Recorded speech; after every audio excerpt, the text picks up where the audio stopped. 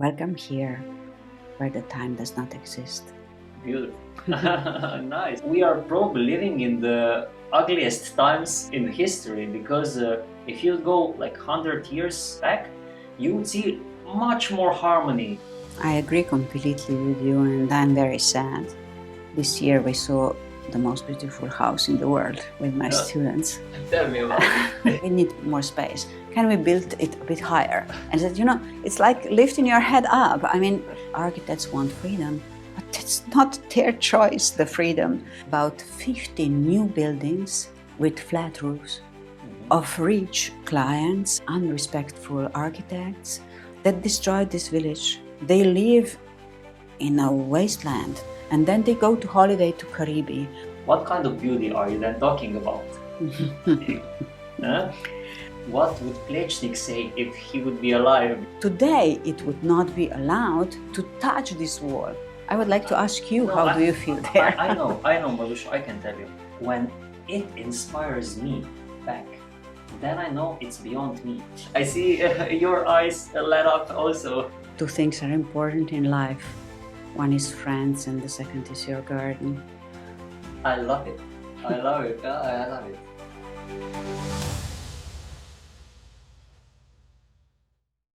Maruša, welcome. Hello.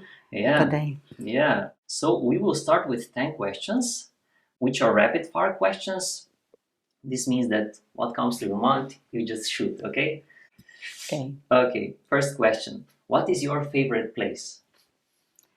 My favorite place is the view from the garden of my father and mother to the orchard we have. What place makes you uncomfortable? Oh, it's the, let's say, the dark parts of the city. What turns you on creatively, spiritually, or emotionally? The wind in the trees. What turns you off?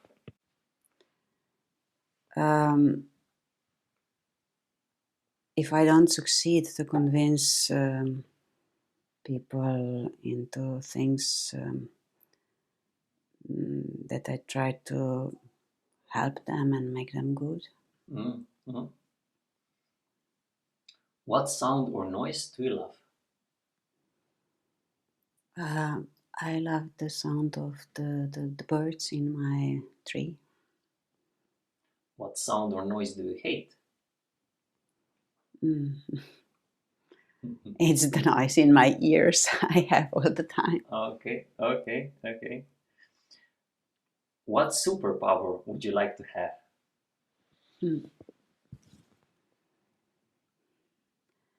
I would like to have a superpower to find the solutions for the tragic moments that are happening in the world at the moment. What do you fear losing the most? I fear losing the most the places I love. Maruša, what is beauty to you? Beauty is in simple things.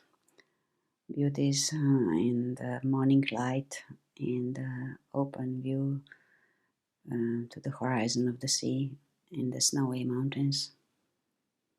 It's very simple things in modest architecture, built without architects. That's what I love. And last but not least, if heaven exists, what would you like to hear God say when you arrive at the pearly gates?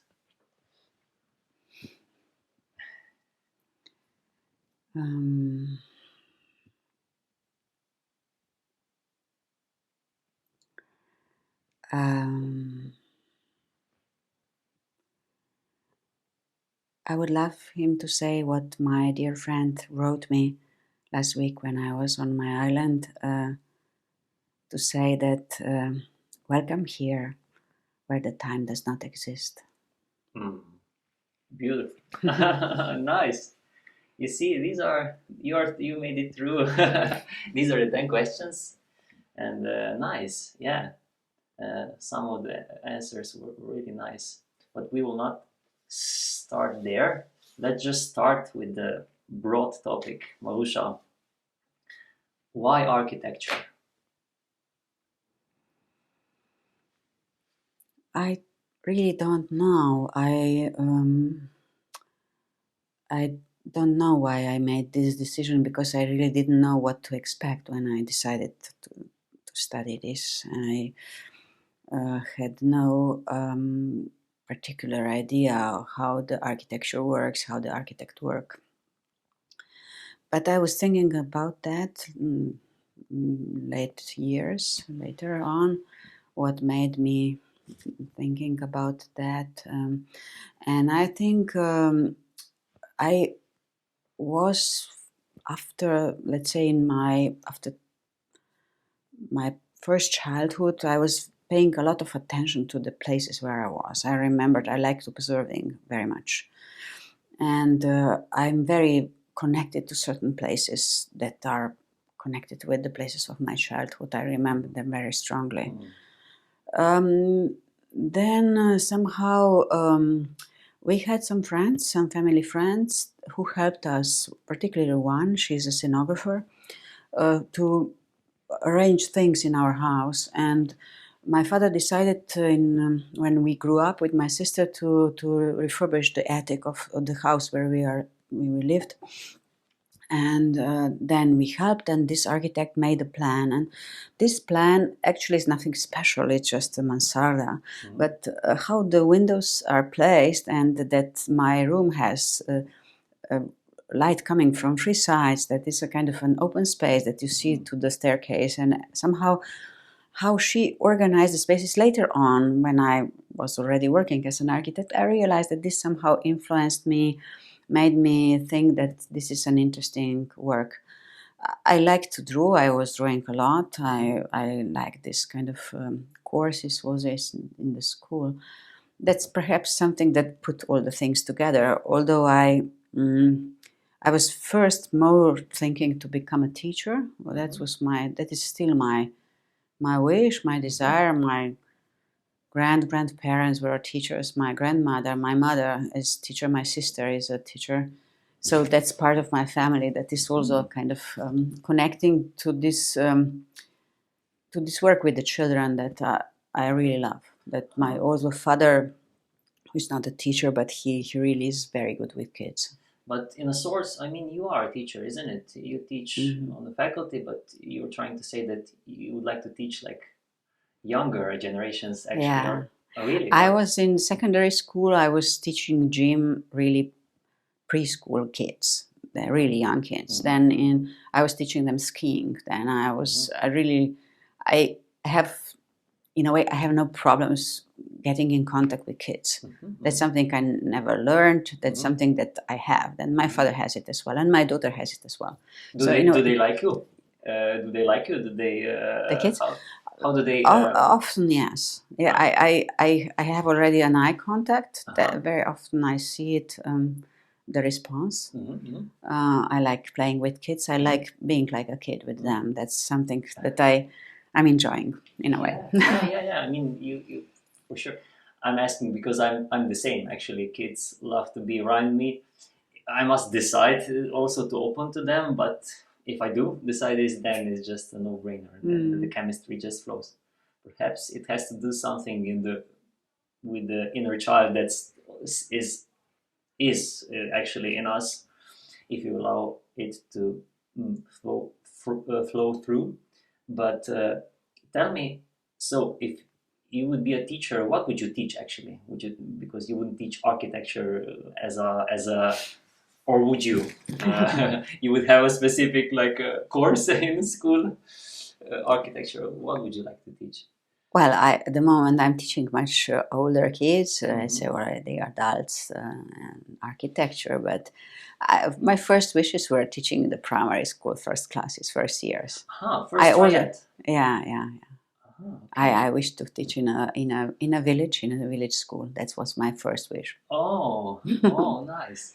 Okay. I actually had, but I was thinking about you. What should I ask you? Few like topics came up, and one of the topics was also teaching. Because you are a professor on the faculty and so on. Maybe let's tackle a bit that question. How does teaching architecture, how does this work? I mean, I have to, first let me just frame it a bit. I'm also an architect, and I was, taught, let's say, I visited also your courses, so you taught me also in the past. So I'm actually asking myself as well, and asking you, so how architecture can be taught? It's a very interesting question, and it always somehow um, I always keep asking myself and discussing with different colleagues, how do you start actually teaching architecture? And because I teach in the first year, and I really love this teaching. And now when you asked me the question before, teaching the first year in the primary school is similar teaching architecture, because in a way the beginnings are important for the kids and for also older kids that try to find out where to be in a certain profession. And the things we do is trying to show them that it's very important to observe things and to be open enough to really immerse in places and understand them in all the diversity that they offer. And this is one thing, to let them be inspired, let them be enthusiastic, let them be happy or sad, let them see that the places, the space around them can provoke emotions. The second thing is to respond to this in a very, very simple ways. To do certain gestures in these spaces. But first of all, we ask them actually to really, when they are in a certain place or when they want to do things, that they need to really abstract them on a certain level to get out what is really essential in a certain place, to try to understand what they see and to put this in a way, write this down, make this as a model in a very abstract way. One of your answers from the start caught my attention. You said like the places that are not made by architects, the simple places. How this is connected actually? A lot of people I know, they become an architect and architects, and they somehow actually get quite the opposite of what you described. They get like indoctrinated, they are very stiff, they are not curious anymore, they are like rational more than they were, so I see that a lot of them lose this pure curiosity that drives them from a childhood. You know what I mean? Well, yes, I think that it's very important that a teacher somehow inspires the student in a way that he finds his own way in certain profession, that he somehow asks them him or her the right questions, and tries to help each of the students to see that architecture is a very personal response to the place, to the questions, to the needs, which is very much connected with the personality of the architect. Yeah. And how to connect these two things, the questions that are the problems that you have to address to, and your personality. And this is possible, I think, but you have to discover that this is not a formula, that this is a very personal response to the question that the space asks you and the program asks you to do. So I think that the teacher has to, in a way, inspire the students or really challenge them to find the answers to this according to their own individuality, to their own personality, to stay what they are, different, not the same as the teacher is, but very different in their own individuality. So is this the reason why you said that you like the first, let's say, triad in the primary school, or the youngsters or teenagers or the students that are younger, because the older probably are much more formed, isn't it? This is more difficult, I have to say, because the youngs are very open. They are enormously motivated. They are so lovely. The first years also in our faculty, I mean, they are wonderful. They are like, they wish to work. They are full of energy, and they are very, very different. Each of them is different, and you have to encourage these differences and try to make them find out what they actually are, and try to make them see that architecture can be a different response according to the identity of each person. With the students, I think you have to ask them always to stay in an abstract, let's say, mode of doing things while thinking about the idea, to really think in an abstract way. First, ideas should stay abstract to get to the main, let's say, idea for the project. The basic idea. What's the core of the concept, and trying to always have this in mind. Although the project is complex, the project has lots of program, lots of difficulties to resolve, lots of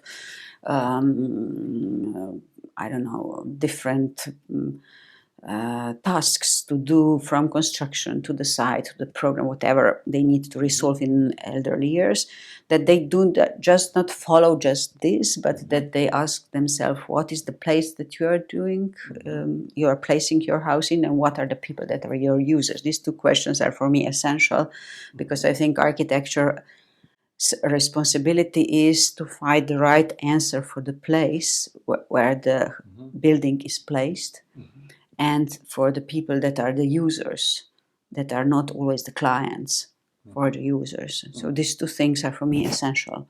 And I think students have to have this essence in their mind while resolving these, I call them kind of banal questions of architecture, that the idea is still perceived in the end.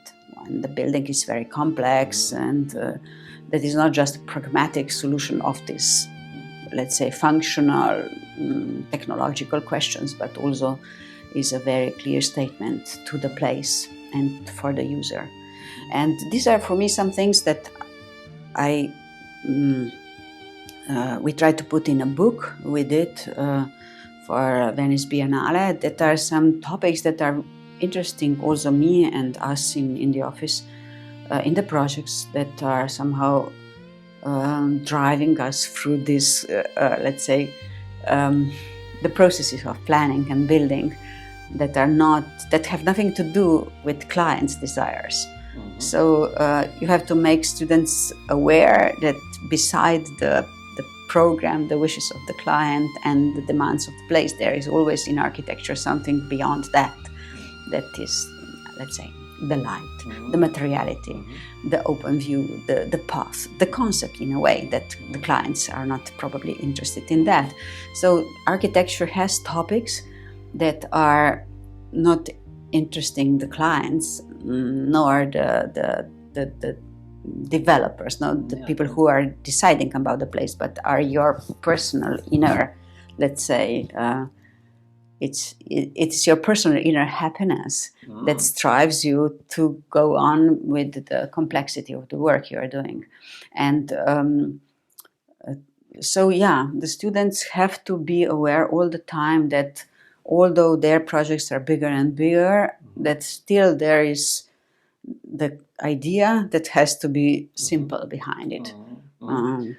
What happens if, as you said, this is very personal. Also, when you teach, it's personal because you see from your world, isn't it? What if you don't like it, or if this is why I wanted to combine the, let's say, the student or the contractor or developer or the whoever wants the architecture. If they see it differently, how do you then tackle this?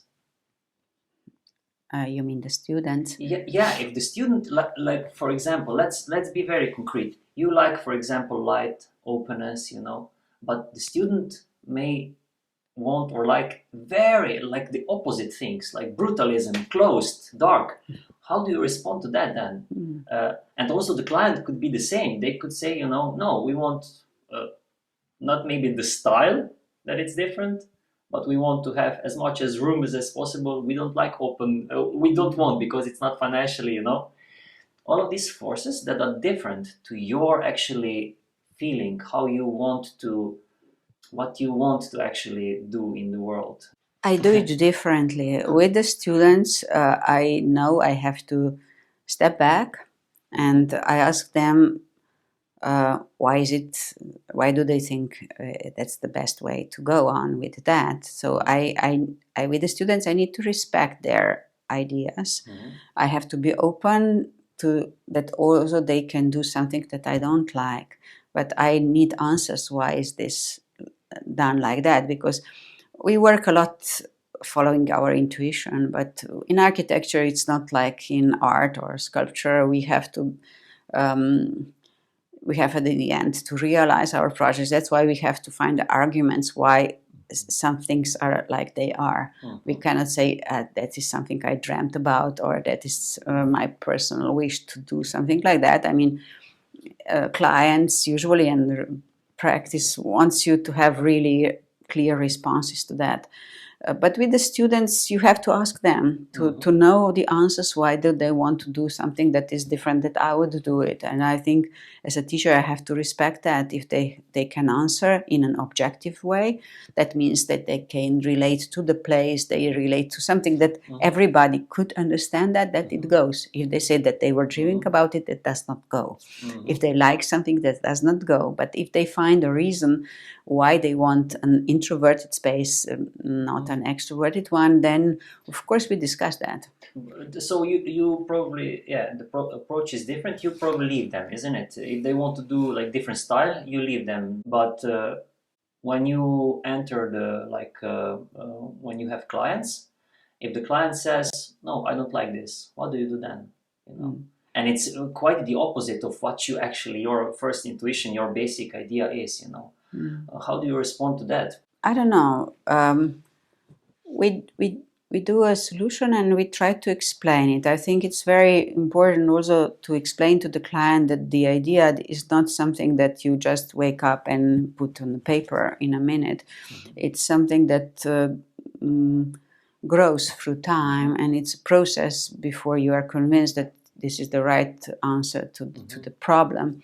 So you guide them through the process to make them understand the place, you make them understand the user needs, and in a way how you put this together that you came to the final solution that you are, for instance, presenting through a process.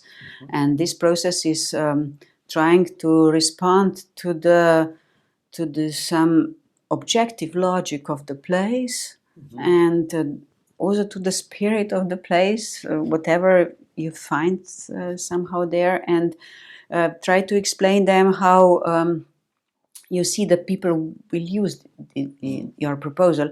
And in this way, mostly they have other perhaps ideas, they have suggestions that we always discuss a lot with the clients. I have to say we try to listen to them.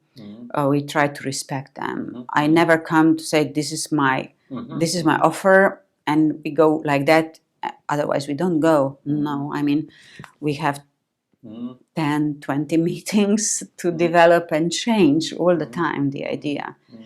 But mostly the ideas of the clients are connected with the program, with the use.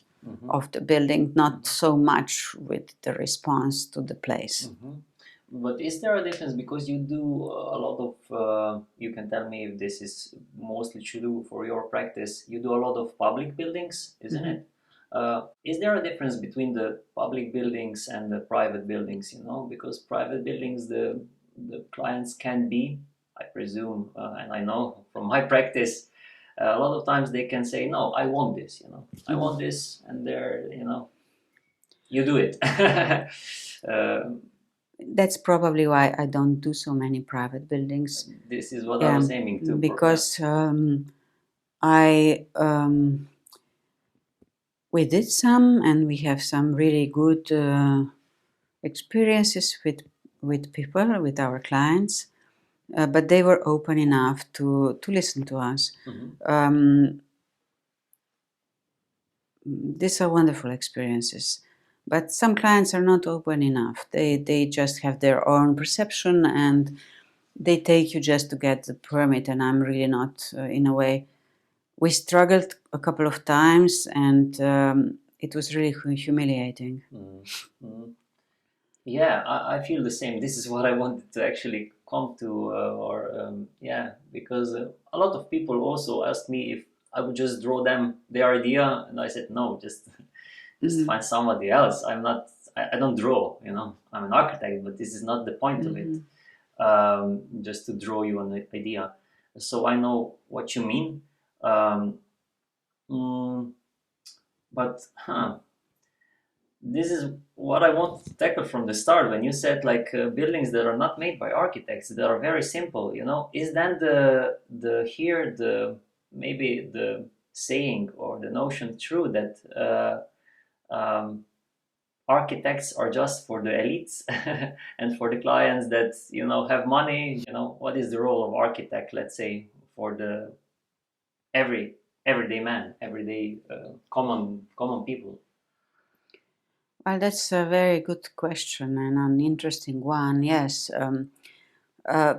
the architects that do private houses and are successful and happy with that have clients that come to them just for getting the proposal from those architects. These are the best, and we have some offices like that in our country.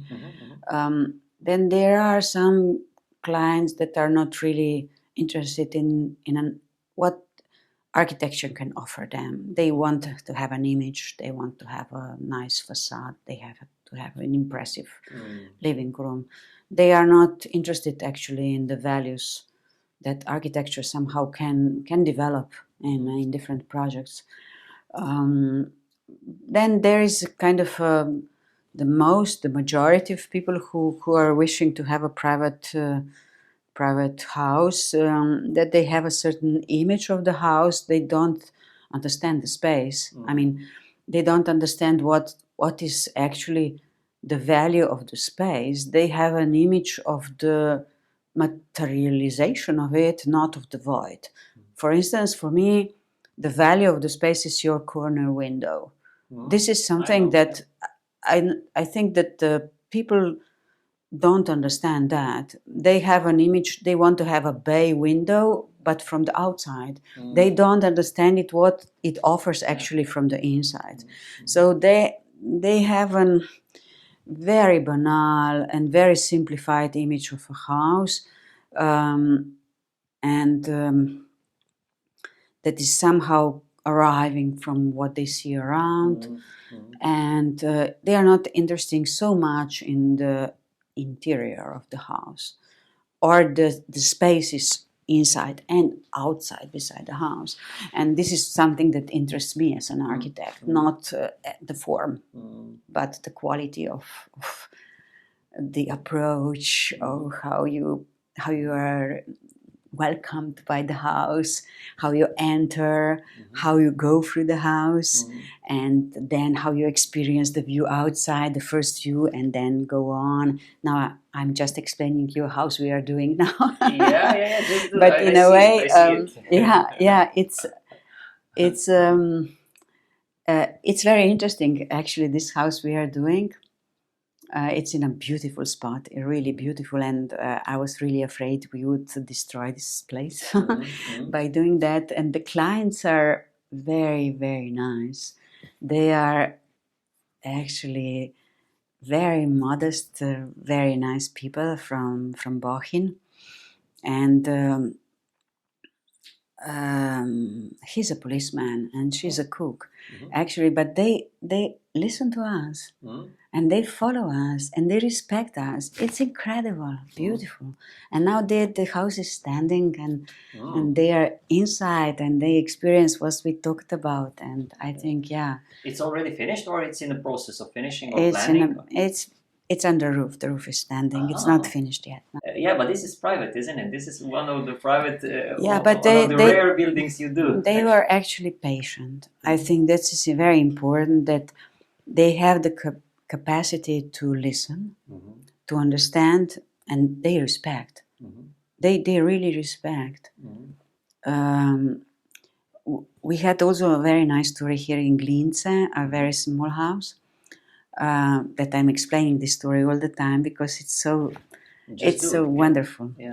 I was asked by some, not even relative, but a daughter of a friend, of an aunt, to come and help them renovate a house in a very small village close here to Koseze, very close. And this village I loved because I cycled through the village with my husband, and I really, it was a beautiful village beside Ljubljana. So we went together to this village to see the house, which I knew. I was there a couple of times before on a picnic, and so it was a very small house, a very small unprotected house. And they said, okay, we want to demolish the house and build a new one. And I said already before, I'm not interested. I like this house so much. I'm really not interested doing that. Find somebody else. Okay. And they said, no, but please come and let's have a look. And so we came there. And they said, the house is really too small. We are a couple and a kid. We need more space. Can we build it a bit higher? And I said, it's like lifting your head up. I mean, it will change completely, because when you arrive, you see this pitched roof and 3 windows, and it's really a lovely, lovely small village house. I said, no, this will really change the house completely. Then we walked around and I said, why don't we just prolong the roof and make it longer and make a new addition to this existing house? And so we started. In a way, we already decided that on the site, on the first visit. And why don't we do this as a wooden addition to this existing built house? Why don't we use the natural materials as much as possible? And they said, okay. And so we started working on the program, on the project. We made a model, and the client, they went to see some wooden houses. They went to see to this Gnezdo, if you know the company, some plaster and so on. And got really inspired by that. So, and we did the plan and got the permit. It lasted quite a long time. But then he started working by himself, scratching out the plaster and removing the things, demolishing by himself some things. And he called me that day and he said, oh, Maruša, I'm so happy. I can't explain you how happy I am that we did not demolish this house, because by touching it with the hands, I really started to love it. In a way, so yeah, now they have in this old part, they have a kind of a common dining room and a small dining room and a kitchen, and then further on it's a living room, and in a semi-levels there are 2 bedrooms. It's very, very simple. But still, this process was so interesting for me because their response was, in a way, in a happiness that they are now happy with the house, because through the process they understood why we kept it, and that through keeping it, we kept the identity of the previous owners, of their ancestors in a way. And through working on the house, they got, of course, attached to it. How old is this house? No, they moved a year ago. No, but the old house, how old is it? 100 years. Aha, okay. So this is okay. This is vernacular architecture, okay, that it's very old. So when you have like, and you also do a lot of renovations, when you have like the old tissue, let's say like this, old structures which you can lean on, I see that's a different approach, or you have already something to respond, some base to respond to. Um, and I like to kid that we are probably living in the ugliest times in history, because if you go like 100 years back, you would see much more harmony, because there was vernacular architecture, which means vernacular means like it's home architecture. It came from the people and it was inherited through the generations, the knowledge and the skills. Nowadays, this doesn't exist anymore. So that's the reason why we see the environment. Private buildings are whatever you wish, actually. So this is what I want to tackle, how to, is it your, how do you see that? Do you want to change this, or do you just leave it as it is, or do you want to impact it, or? Yeah, I agree completely with you, and I'm very sad. For the house I mentioned before, the story is not so happy with the village. The house now is done, is finished. It has a very long roof with no windows stretching out of the house. It has a very simple roof. But the village got, in the meantime, while we were building this house, while we were respecting this existing house, it got about 50 new buildings with flat roofs. That's what I'm talking about. The village that had no flat roof, only pitched roofs, got villas of rich clients, of, I don't know, unrespectful architects that destroyed this village, that destroyed its beauty. And I think it's harmony. And I think the roof, for me, is one of the essential elements of order in the space. And when I started working, there were very simple rules. You have to do a pitched roof. The orientation is the same as in the whole neighborhood. You have to use the same color, and the proportion of the house is important. And that was it. That was the basis, as it was from the ages. Yeah. And now today, I also talked with some colleagues that are on certain positions. They said architects want freedom, but it's not their choice, the freedom. I mean, it's the responsibility for the place we have that we inherited. But you see, Maruša, now where I was coming with the teaching, with the architecture as a school, because you mentioned architects, some of them unresponsible. Yeah, but they came from where? From the school also, Yeah. You know what I meant now.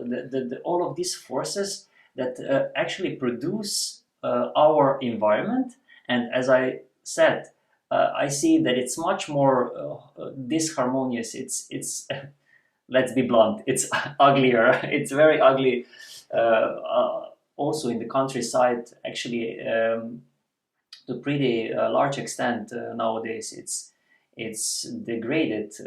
So I always kid with my wife that I would like to live 100 years ago, not because of the technology, technology was rudimentary, but because of the environment. I would really like it to live there, to see that harmony, to experience it, which you can now in the bubbles. But overall, now it's rare to encounter this, which is when we come to ourselves, because we are architects, okay, our job is to be sincere. What then? This is my question to you actually before. What is your purpose? What is your aim here? Or is it? Do you have any, Or do you want to change this, or just leave it as it is? Yeah, of course. I'm sad about the situation. I'm sad that the system is so allowing so much freedom. I fight for freedom. I believe this is my biggest goal is actually to allow freedom to people, the users of my houses. But still, freedom does not mean disrespect. I mean, freedom is a respect. No, freedom is respect for each other, not being really having everything, being different, disrespecting the neighbor, disrespecting the place. In a way, I think freedom is actually inside the order. No?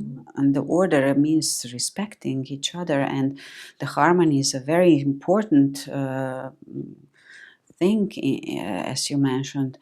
I think that our time is somehow forgetting to talk about beauty.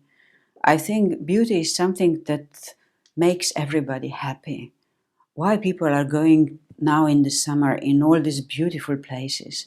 Because that makes them happy. They are free there, they have no job, and they enjoy in the beauty of the environment. But actually, they live in a wasteland. They live in the completely the privileged environments, and then they go to holiday to Caribbean. I mean, this connection is not understandable to me, and I think they don't see this ugliness. I don't know why they do really live in the towns that are having no beautiful place inside them. So for me, what I'm doing all the time, I'm just searching the beauty to make me happy. Yeah, I know, and I will be a provocateur here, also for myself, because I also have the same, let's say, relationships, or the clients come to me, or different comments come to me. I say it's beautiful to me, and maybe we can agree. This is harmony, okay, what we like. But when somebody comes and says, "No, I like flat roof and blue facade. I like this. This is beautiful to me." What then, isn't it? This is the. Let's not categorize it as a problem because this is how we are now living in this world with people. But you know what I'm trying to say? What may be beautiful to you is not maybe beautiful to others. But you said earlier, the beauty is what we all love, isn't it? What kind of beauty are you then talking about? Huh? Well, yes, perhaps this is one thing is, of course, yes, the society, you can't change actually where the society goes at the moment. You know, people are buying rich cars, having big houses, and that actually is really not important for the happiness. I think you have to perhaps show people, educate people that compared to the beauty that everybody actually realizes, like is the open horizon of the sea, or the open view, or the forest lights, that this is and can be implemented also in architecture, and that is not actually the form, the materialized substance of it, but actually is the thing in between. It's the void, it's the open space, it's the fluent circular plan. That in a way the beauty is in the unexpected, perhaps.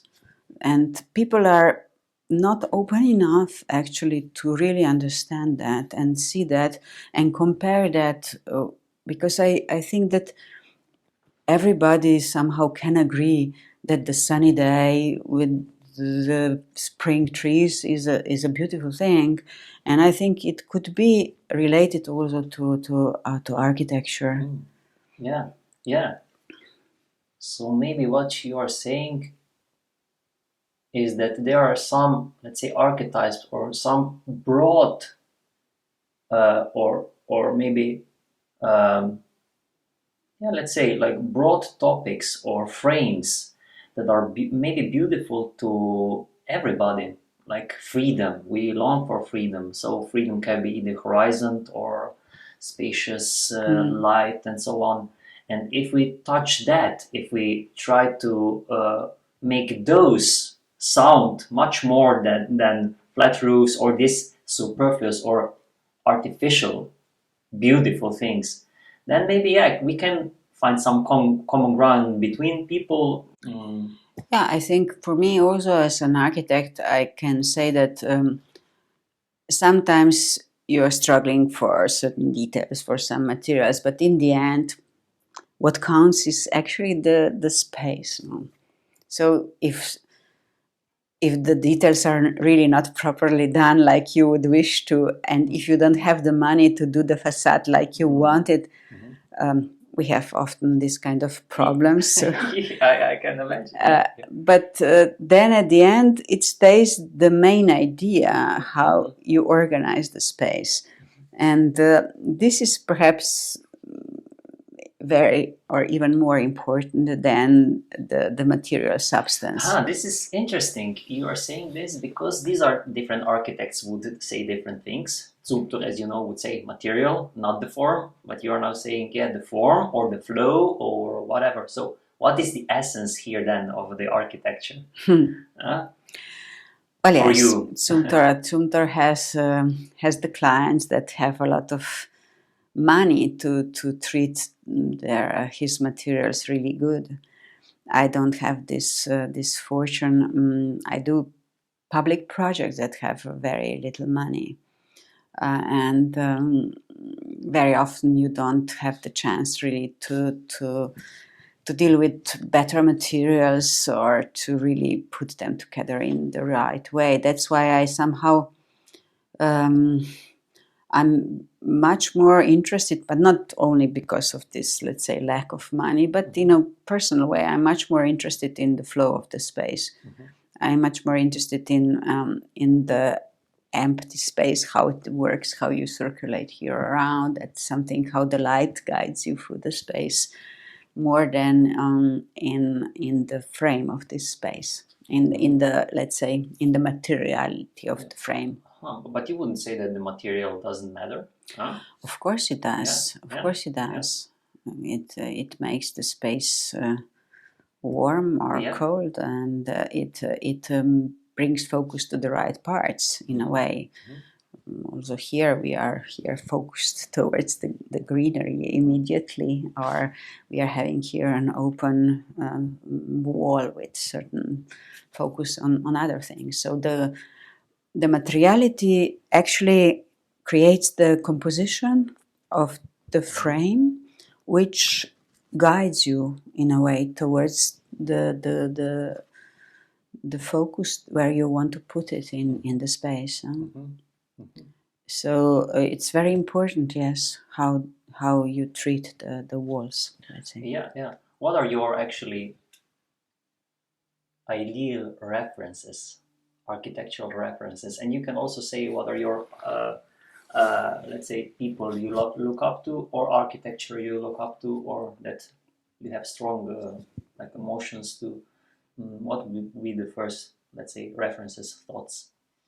Yeah, it's traditional architecture in its modesty.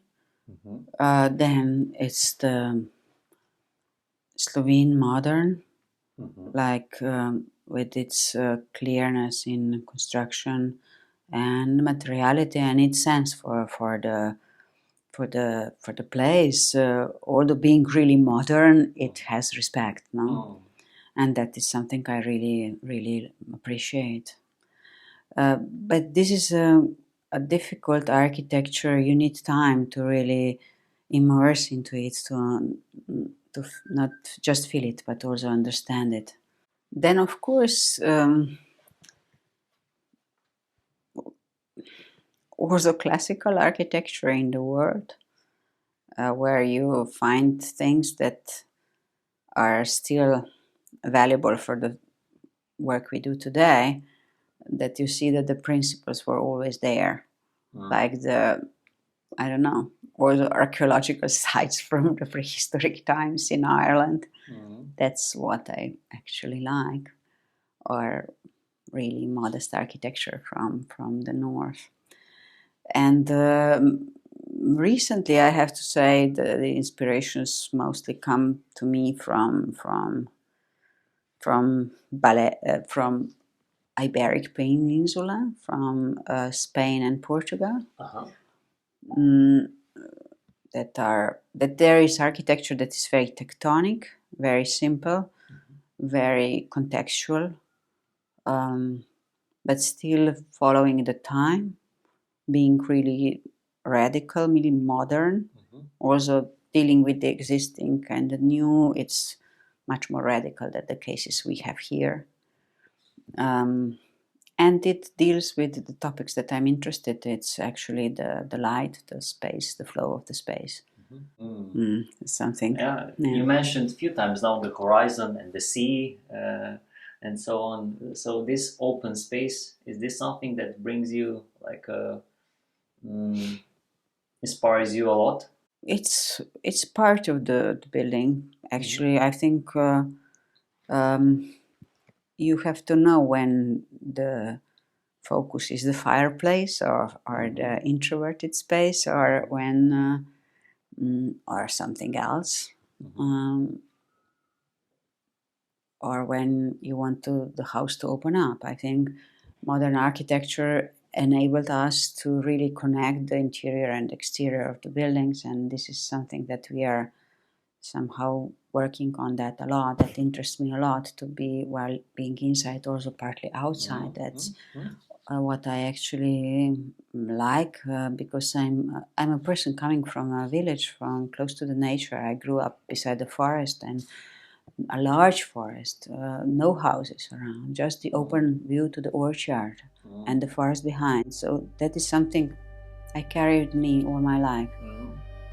Sometimes you also need to make the place being orientated to inside. So now we did an elderly home where we got already a small manor that was a small palace, and it was first thought to cover the courtyard in front of the palace and do a hall there, but we decided to create a patio in front of this palace, and to create this introverted patio with the central garden, so that elderly people sit around this garden and watch inside and watch to the small palace facade.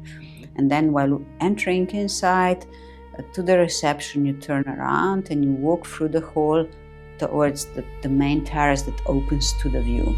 So it's from the introverted space, while entering, moving around, to the open space, which already the palace has on the other side. So this aula also opens the view towards the town below, towards the mountains, towards the whole valley. So in a way, it's always kind of a difference from or diversity of the spaces that creates a pathway, that creates possibilities of pathways. Would you change something now, or are you normally pleased with the final your final works? I'm never pleased. Yeah, a lot of the answers I know where they are gonna go, but because we know each other a bit, but yeah, tell me about it. Yes, well, I'm pleased with the setting. I'm not really so pleased with let's say, articulation, with the materiality, with the structure, because it was happening in different stages and there was never enough money, and it was really how the project was going on. It was not really so clear and easy. And perhaps I was too weak to really struggle for it stronger, or didn't thought enough. But in the spatial sense, I think, it quite works. I mean, there are always compromises. The plot is too small. You have not to have a parking place.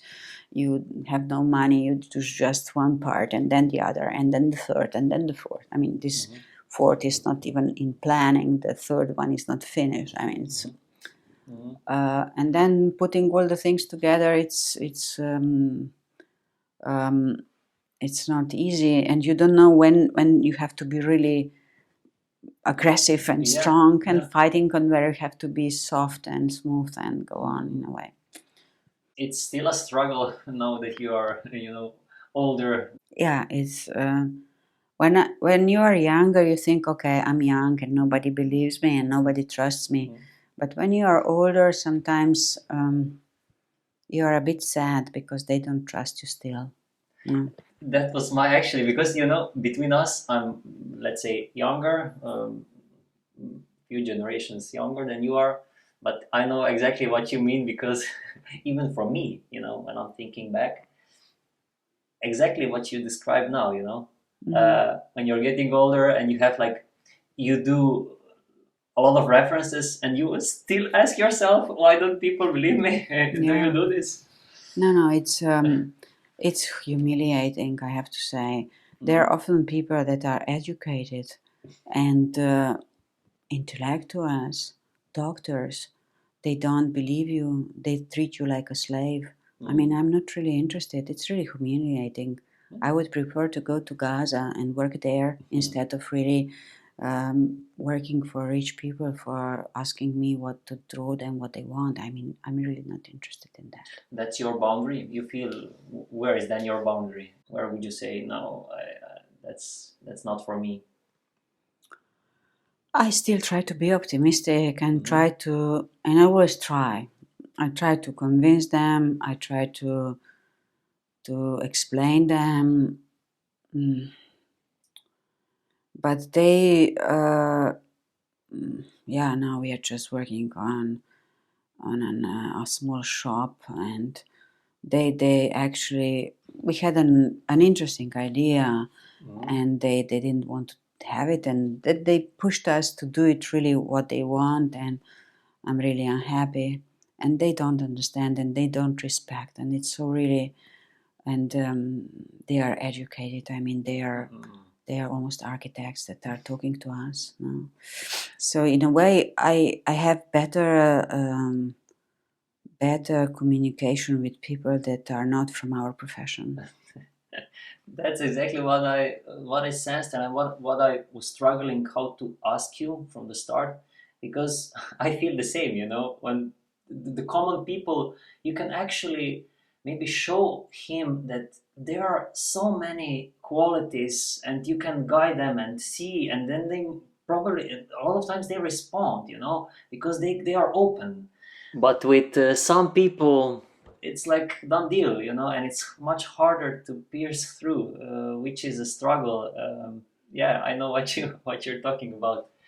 Well, yeah, I mean, well, if you decide to stay in this profession, you have to stay optimistic. You have to communicate. I mean, communications, I always say to my students, sometimes communication is 90% of success. If you know how to communicate with respect to the clients, to the people, you can convince them, not being really super positioned, not being really academic, but trying to really explain them in a very simple way that can be related to let's say, objectives around us, then people should understand. But sometimes they even don't. Sometimes they treat you like your service. And I think architecture is not service. Architecture is, in a way, public, responsible work. I would say also art, because in a way um, it should bring beauty to the world, and it should make a quality cultural environment around us. And that's the big responsibility it has. It's not just a service for the money, for doing something, for really doing quickly, to make it easy. I mean, it's a tough job because it stays there. It stays there for 100 years. It affects the space. I mean, imagine magma, this kind of factory there inside the field. Now it's empty. It's not working. It destroyed the whole land. In front of my village, there is a hotel that is empty. It destroyed the main view to the church tower. And it's there forever. Yeah, it will be there for it. This is what I wanted to allude to before. We are living in a much uglier times, because these structures, let's say, this is the material world that we form, and this is not just for 5 years. It stays there, and it's for generations. And if you build something it's a huge responsibility as a, but I'm not saying you, me as an architect, when we as a society do something, it is, I think we don't realize how much of a responsibility it is nowadays, because it's so much, we are living in a, so many options we have, we can do actually a lot more than our ancestors. So we should be even more responsible, but we are less, I see. So the result is in, what we see all around us. You, hotel in front or empty, the factories that are in fields, abandoned and so on. It's sad to see, I mean, in some way. But what to do? As you suggested, to have a time machine to travel back in time. Yeah, no, but I share your, I mean, I am optimistic because, I mean, I try to live in the way that it brings harmony to the world, let's say, I try to do things that are harmonious. And this is, the older I get, I see that's the only thing I can do, The people I impact, as you were saying earlier, the clients, how to speak to them, because this then grows, and we were talking before, I was working a long time ago with some clients and with some bosses, let's say, which were arrogant. And so I always remember, it stays with me. And I'm sure that also clients from these bosses also, they have memories and they are not pleasant if they were not pleasant with them. And if you don't start with the relationship, what good can it come, isn't it? The building is then just the outcome, which is the face of that. Yes, I think there are different combinations. Sometimes you have good relations with the client and good result, but sometimes you had bad relations and good result. But for me, the relations are very important. I mean, but also the result is of course important, and if it's too big compromise, then you are also sad, no? But there are always, in a way, there is no ideal situation. But for you as an architect, what stays is the process that you go through. It's not the building. The building belongs to somebody else. It lives its own life. And almost all my buildings are transformed today. But the process I went through building these buildings brought me many friends on the way, and that's something that still, in a way, I could say, makes me not happy, but in a way satisfied that I'm not really I don't know the right word, full of sadness. No, I have colleagues that are full of sadness because they never achieved to do their ideal wishes.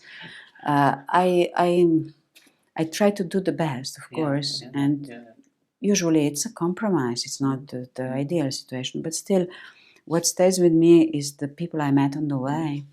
And what I learned, what I profited. When you say in the buildings that you made changed, what did you mean? They changed like in program, or they, how did they? Oh, I have several cases. For instance, the chapel that I did for the Franciscans monastery. It is an interesting story. It was first planned, when it was a competition for it, was planned to be shops there, not a chapel. Then the priests, they changed their mind. And the priest that was leading the monastery at the time, he said, we are afraid that the shops are not a good idea for building the basement of the building. And why don't we do a meditation chapel, an Eucharistic chapel? Why don't we do that there? So they changed the idea, and then the chapel was done. But now the chapel was closed for years because they cannot regulate the visitors, that they cannot protect them, they cannot prevent safety there. So they closed it, and now a client came along and said, why don't we do a bakery there? So they are doing now. They did already a bakery there. It's already done. It's not open yet, but it's a bakery. Yeah. This is for those who don't know this. I know that this is in very center of Ljubljana, very capital of the Ljubljana, very center. It's actually you can enter from the main square. Mm-hmm. Just you can enter there, and there was a chapel, and now you're saying it's not anymore. And yeah, so the times are changing. Yeah, the times are changing. Well, actually, they called me. Did you do it or no? They called me if I want to do it. They called me to come there, and they said, "We will make the entrance bigger. We will do here 2 chimneys in the chapel. We want to make a glass facade." And I said, "Well, look, I don't know. I will think about it." I said, and I went and I called them back and said, "You know, I'm not interested. You can destroy my work, but I will not do a bakery there because I don't think it's the right thing for this place." It was a ultimate boundary for you. It wouldn't be, you wouldn't do it. That was and you didn't do it. That was your stance. I know who did it, and I was just told recently that it's finished. But you are probably it's a sad for you. It's a missed opportunity. You believe it would be served. It would better serve if there would be like a chapel still, or something that is more appropriate. I think something that is more appropriate could be. I mean, it could be reused for anything else, but I don't think a commercial program and the 5th bakery on this street is really a good thing to be there. And I really don't care about my work. I don't care about opportunities. Even if not as an architect, I find other opportunities for being useful. But I don't know. I'm sad about the times that change and about this disrespect. Yeah, a funny thought popped into my mind. What would Plečnik say if he would be alive? Because Plečnik is nearby, the 3 bridges and everything. What he would say, huh? He would jump in and do a bakery there, perhaps. I don't know. Do you think he would be pleased with the... Actually, I don't know. He was in a way struggling for the existing and trying to keep it and transform it in a good way. But I'm not really sure how much he was interested in the questions of the right programs and the right places, about commercialization of the town. I mean, how he would look on all the river embankment that became now a pub. And I'm not really sure if he would be happy about that in general, that Ljubljana is now, especially in the center, orientated too much to tourists, not so much for people who live there. So in a way, I think the city should find the right balance between those things and not being just an opportunity for the owners of all the spots to earn so much money there. And I think architecture also needs empty spaces, needs silent rooms, it needs spaces with no program, squares that is nothing there. My favorite square is the square under the National Library, because it has just one bar along the square. I was just there last evening, and it's not full of people. And you just sit there along the wall and you watch how people walk by. And it's a very silent space. Usually no events happen there. And it's mostly the locals that are there. So it's not, tourists don't really occupy it. In a way, it's very interesting. But it's very, very good square because it's inclined. You sit there, you see the castle, and sometimes you can be on the bench along the wall, and you just observe life going by. And it's one of my favorite spots in Ljubljana. That's nice that you described this. I mean, we touched Plečnik a bit. Maybe I can ask here, because you dealt with Plečnik a lot, you maybe know him in a way, let's say.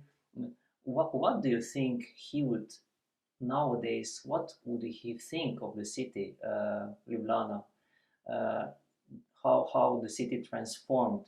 Because if I can frame it a bit, when he came into Ljubljana and in his times, uh, he couldn't look up because he was, he struggled. He said it's too ugly to see. Uh, would he do the same? Would he be the same today? That he would say it's too much for me. Or what would be his response? You think?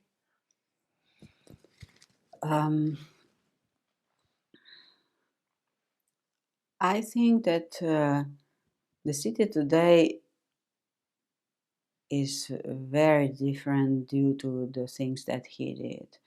He did really strong gestures in this chaotic tissue that was when he came there, and through that he brought, in a way, openness and connections that he did with, let's say, these urban gestures like the Vegova Street or the river or the Tivoli Promenade and there the castle alley with the Schanze. So I think these urban connections that are established mostly with trees, with articulation with small elements, walls, and the rhythm of different kind of trees, brought order and openness and a bigger scale to the city.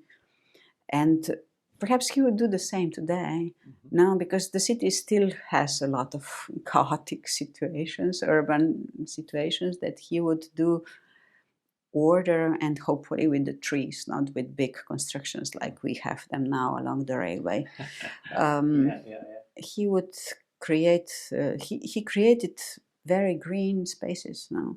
And the modern cities are today looking towards this direction to have lots of shadow and in the climatic way, lots of nature inside the cities. But we still are just building square meters. Ljubljana is still building too much square meters.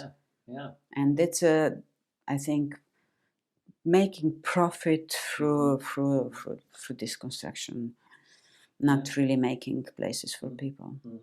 What is the biggest lesson, let's say, from Plečnik? For those who don't know, the Plečnik was one of our greatest, let's say, and we see it nowadays as he is.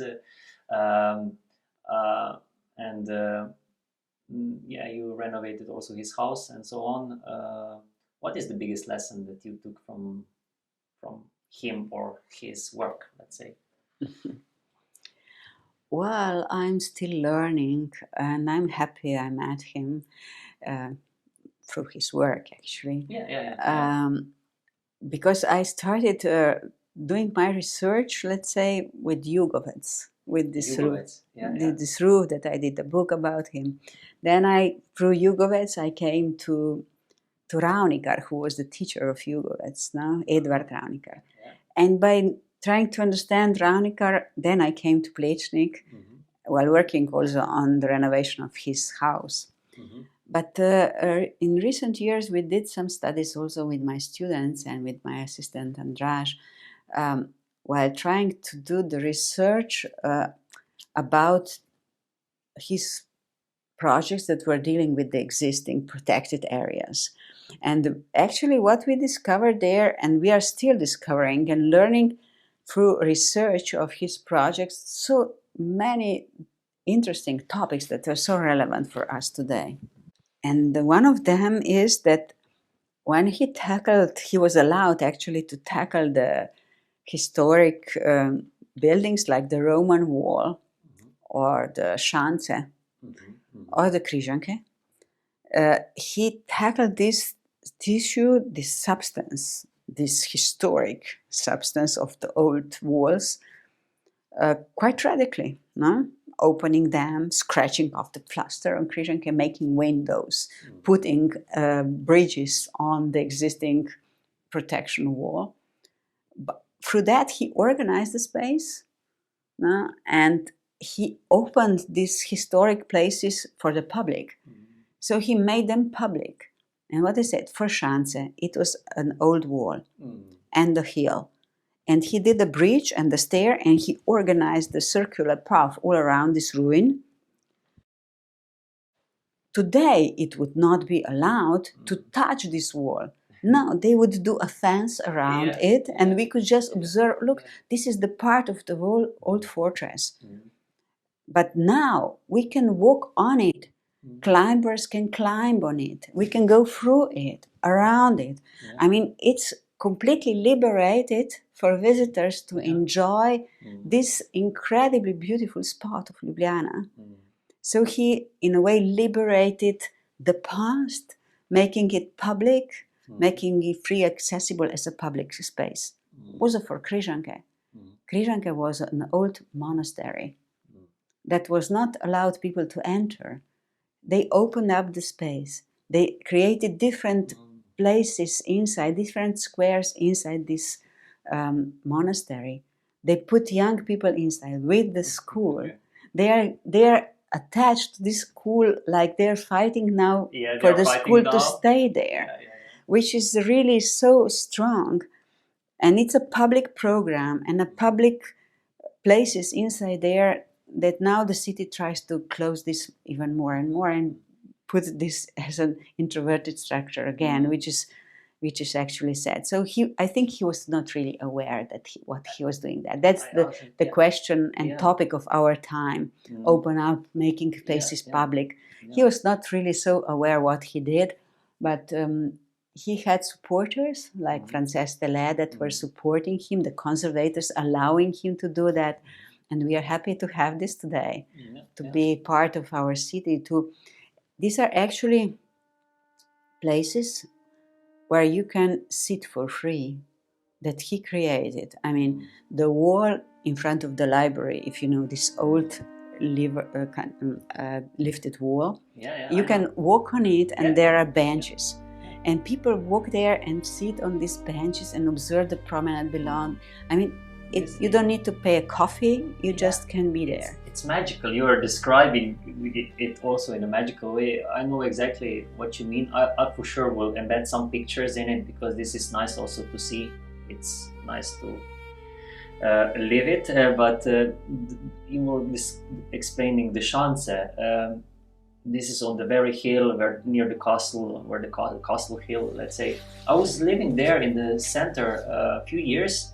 And I went there almost each day, and the people that know that space, how he actually made all of this paths and everything. But then also when I trained there a lot on top of that wall, which opens to the city at the very end. And this is like it's magical space for me still today. All of this. Approaches and stuff that he did. But what do you think? Does an architecture need to be experienced live, or can one experience via video, via pictures? Of course, everybody does that today. There are so different media around us, but I think it cannot be compared with the life experience. I mean, always when we go to see architecture, of course we know the reference pictures about it, and when we come to the place and experience it spatially, I think it's completely different. This year we saw the most beautiful house in the world with my students. No, tell me about it.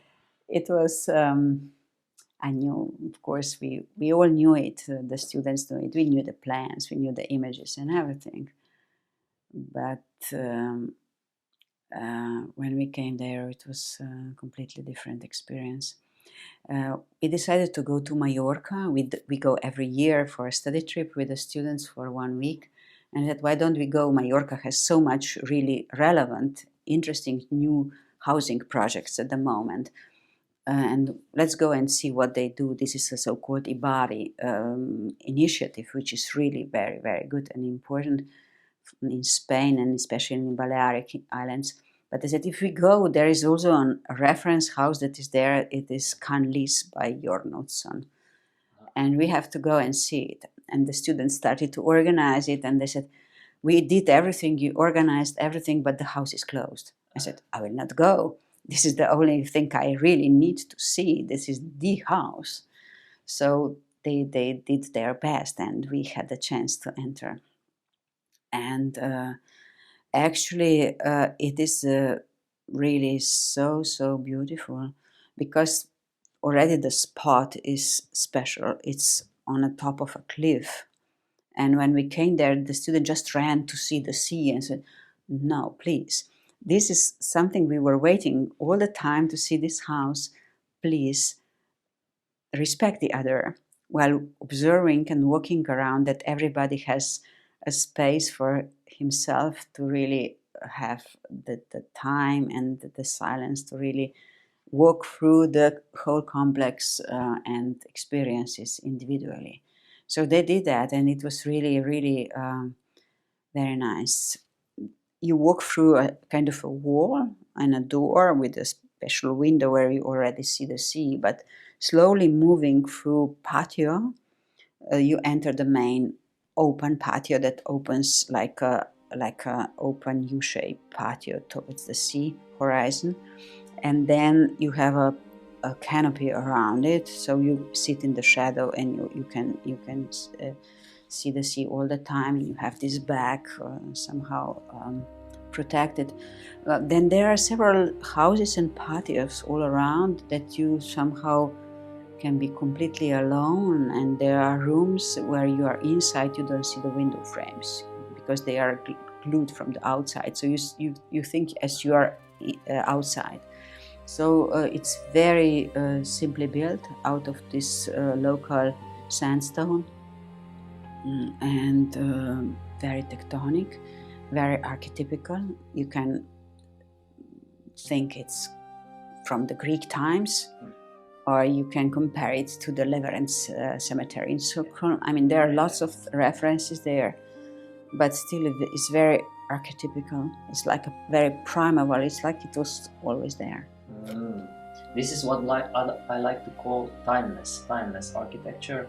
And when I discuss it with different people, what I mean with it is exactly that if something, either building or an object or anything, could exist like 1,000 years in the past or 1,000 years in the future, if it can exist in that broad timeline, then for me it has like this timeless quality, which only a few maybe buildings have.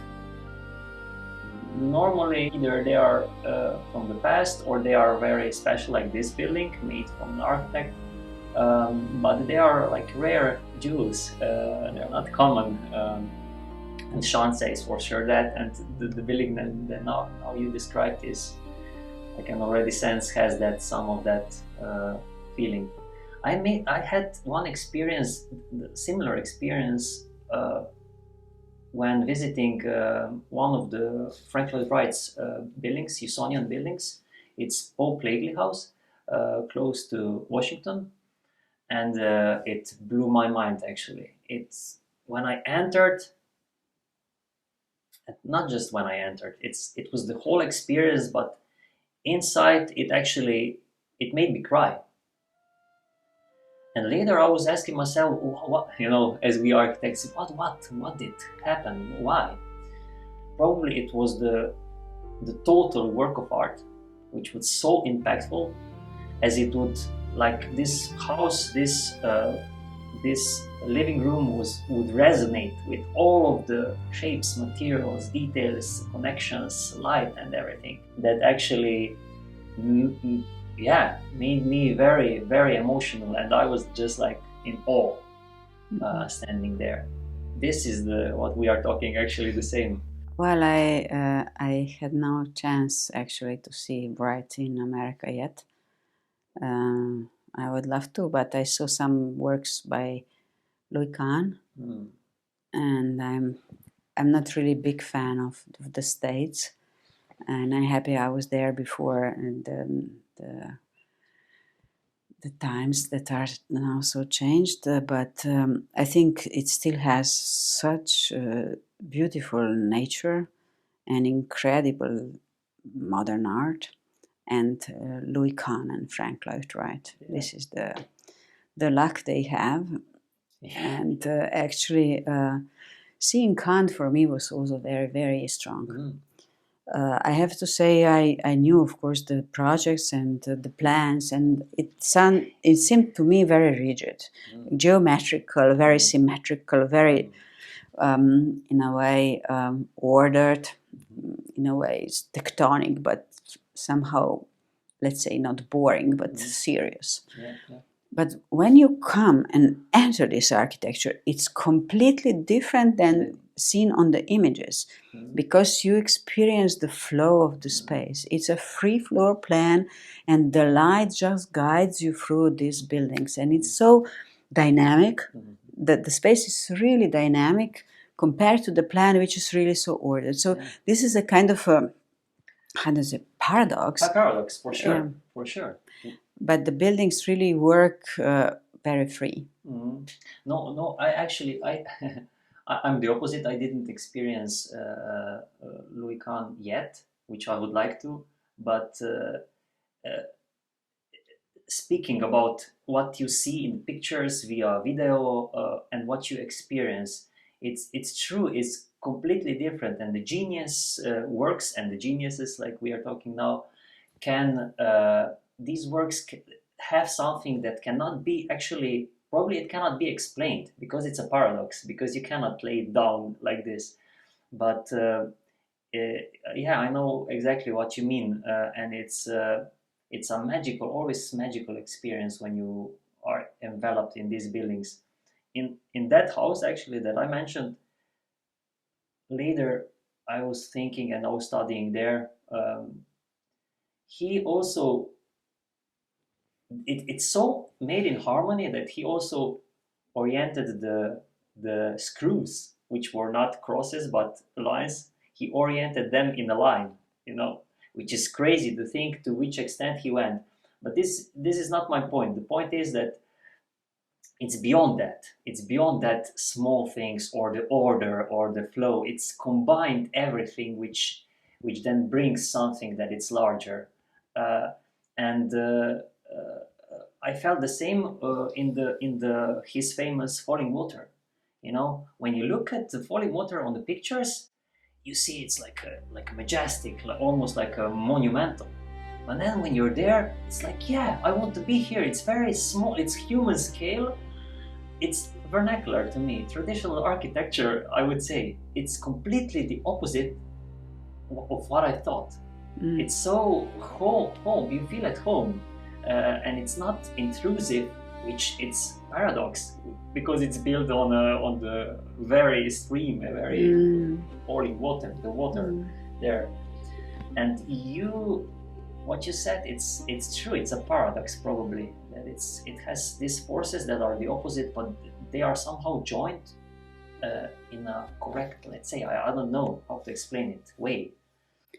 Well, I think what you asked before, do you need to experience the architecture in life? I think this proves that you have to, but it even brings a bigger value to it if you study its plans and sections, and if you see the static images of it before, then it surprises you.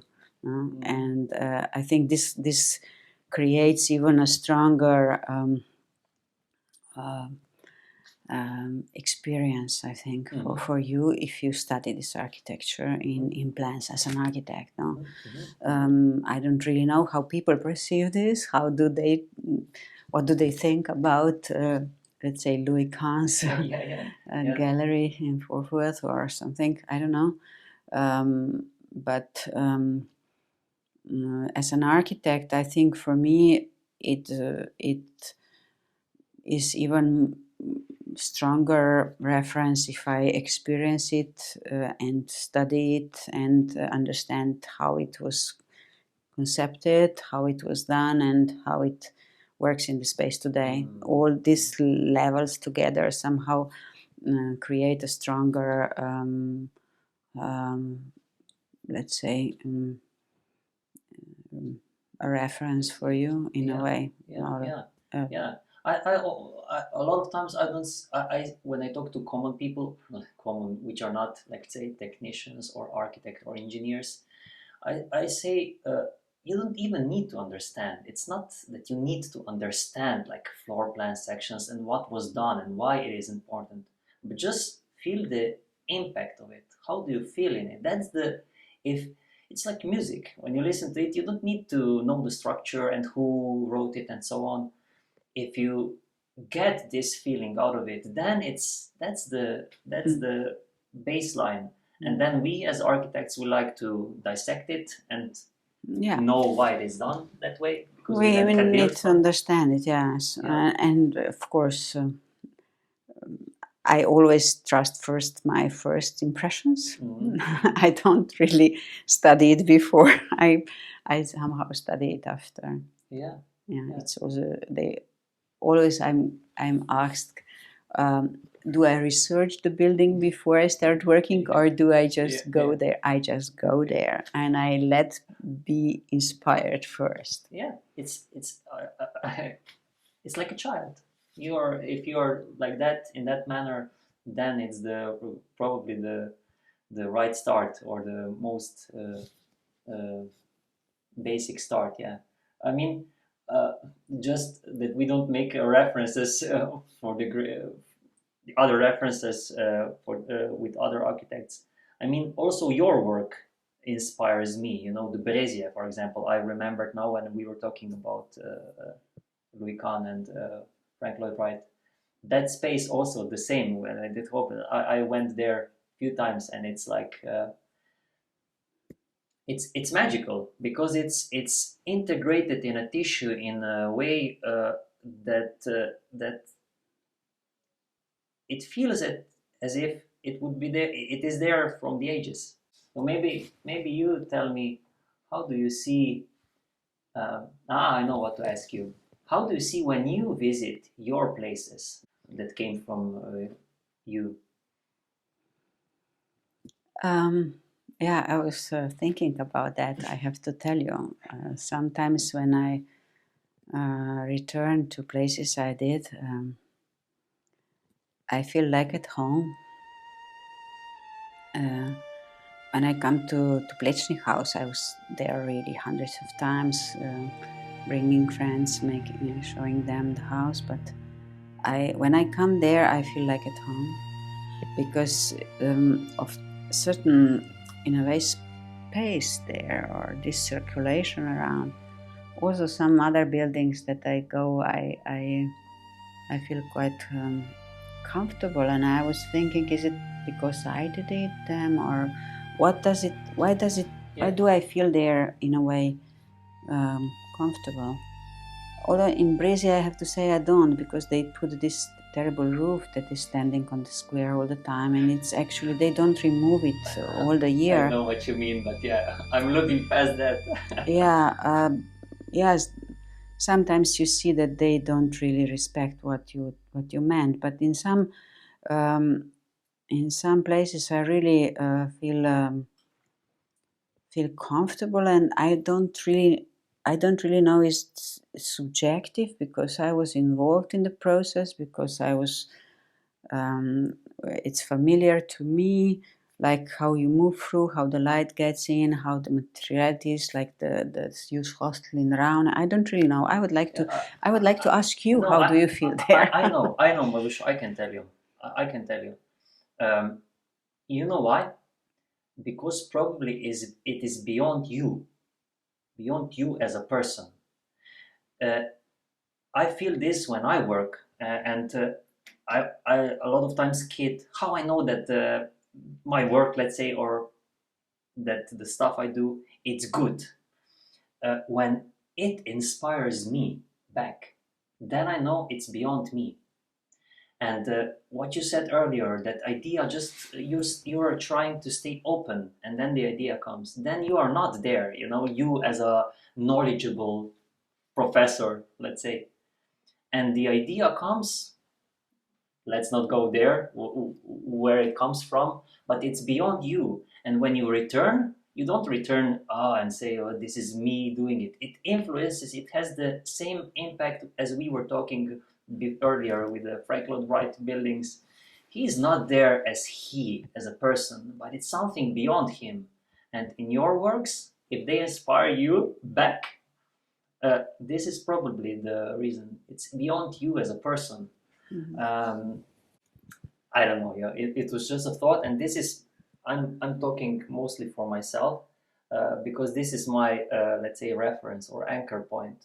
When I see that it inspires me back, gives me chills, like my stuff that I do. Then I see, oh, it's something is there that almost I didn't do it. You know what I mean? Can you relate to that? Well, yeah, it's an interesting thought because in a way I do everything what I do as I would do it for myself.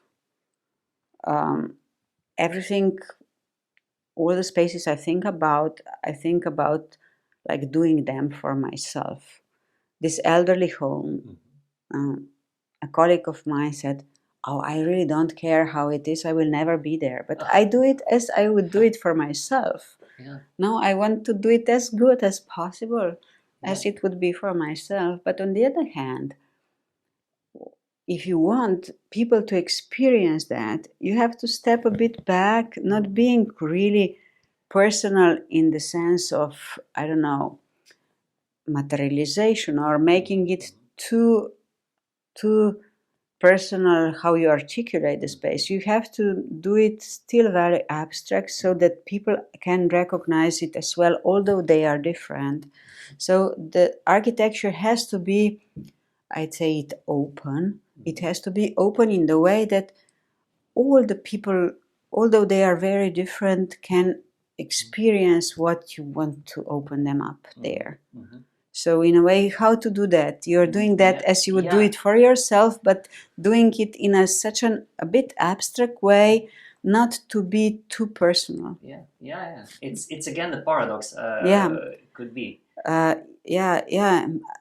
For instance, for the chapel, I also was wondering whether people will recognize it as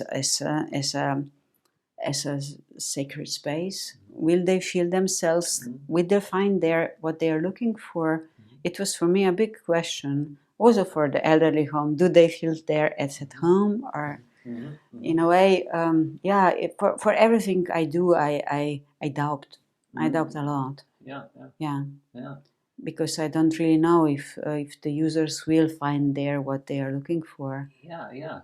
Will they inhabit? That means, will they make there a home for themselves? Will they accept the space as their home? Can they inhabit and put their things in? Is this shell open enough, but still inspiring you to inhabit by bringing your own things? That's what I mean, no? Because I know that every user is different. Yeah. Here, one instance came to my mind when speaking about the places that touch us and how you need to be open and silent and sacred spaces and so on. The Bruder Klaus from Peter Zumthor. And it's a funny story behind that because we wanted to actually, when I was studying, we went and visited Denmark and so on, Leverett and so on. We went all of this circle from Slovenia to north and then back via Germany. And we wanted to go there, but it was like a very, as they are, this intense excursions, when you are on the road like a week or 10 days already, you're full of impressions. And it was at the very end of our excursion, we had an option to visit that space. But Legoland was close by. And we had to vote, like students had to vote, if we would go to Legoland or to visit Zumthor's chapel. and the majority voted Legoland, and we wound up there. Okay, I wanted to see that building even then there, and then this was like what now 15 years ago, but a few years ago when I was passing that area, I had an opportunity to go there and visit. So it was like a wish come true because I didn't do it back then.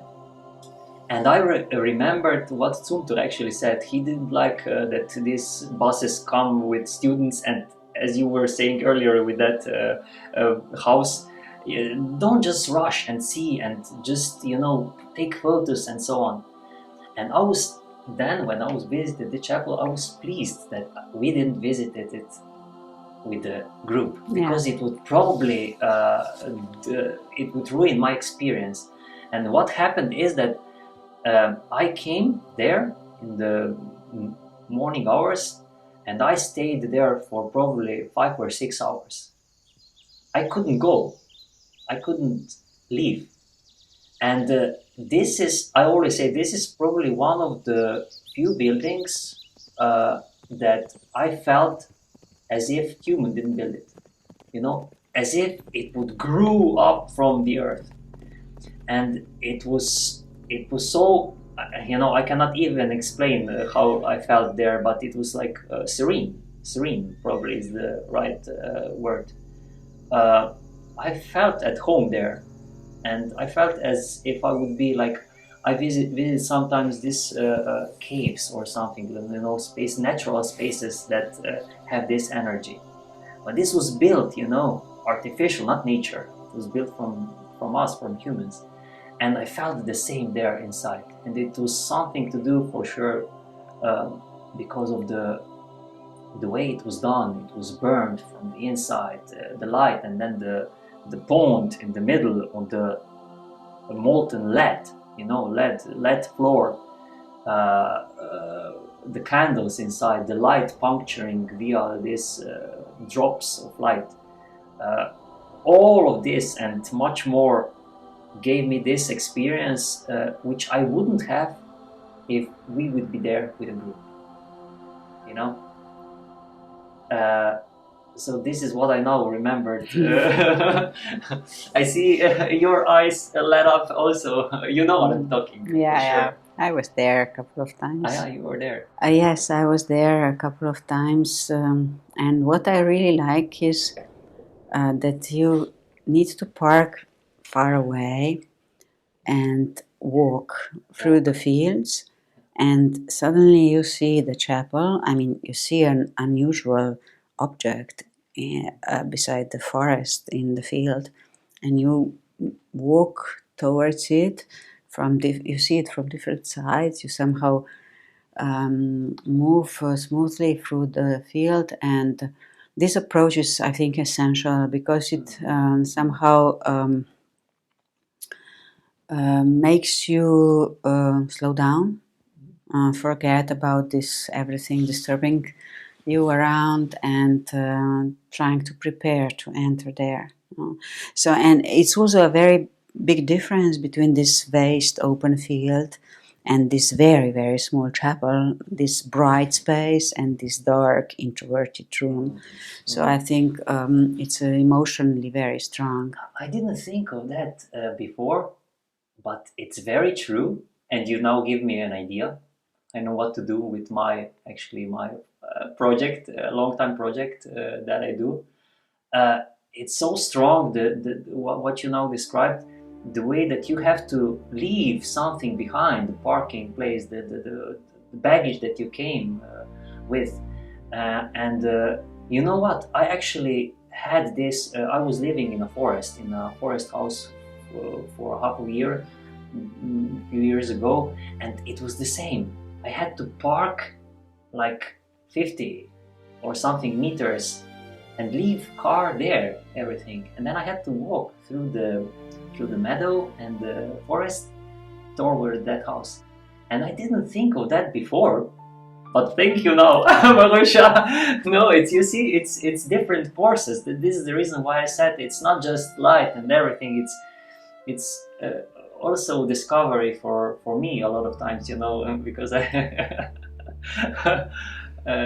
nice. I have maybe slowly we are gonna wrap it up, but I have one question, which is a bit of a provocative, because I said I'm gonna write it down because it came to my mind, and it was like this that I first got it. What is the role of the architect once AI starts designing buildings? This was first question, you know, but then I said, no, I'm gonna make it more provocative. I'm gonna ask you, what will you do when the AI is gonna replace you? Well, I'm replaceable. I have no problems with that. I hope architects will not be replaced by the AI. I still think that the freedom of mind of a human being is larger than the AI's possibilities are, and the chances we can offer through our work are much bigger. The possibilities are bigger than the AI can find out. We can still discover worlds that AI will never come to. But if AI will replace me in person, I have some other things to do. I don't really worry. I have plans for my future in a way not connected with architecture. Can you share it, or you will leave it for yourself? No, it's not necessary. But yeah, what will you actually do? You don't need to be specific, but as I mentioned in the beginning, I like working with kids. That is one thing. And I heard a very nice thought recently from, I think it's from Seneca, that two things are important in life. One is friends, and the second is your garden. I love it. I love it. I love it. And this is the simplicity you started actually with, because I asked you what do you like, and you said like breeze, or like I don't know what you mentioned, but it was very simple. This is what you are thinking of, isn't it? Probably also. Yeah, sure. Yeah. I think that's a good note to end on. What do you think, Maruša? Yeah, sure. Thank you very much for your nice questions. Yeah, thank you for sharing. I had a lot of fun. Yeah, me too. Yeah. Thanks a lot. Thank you. Yeah, thank you.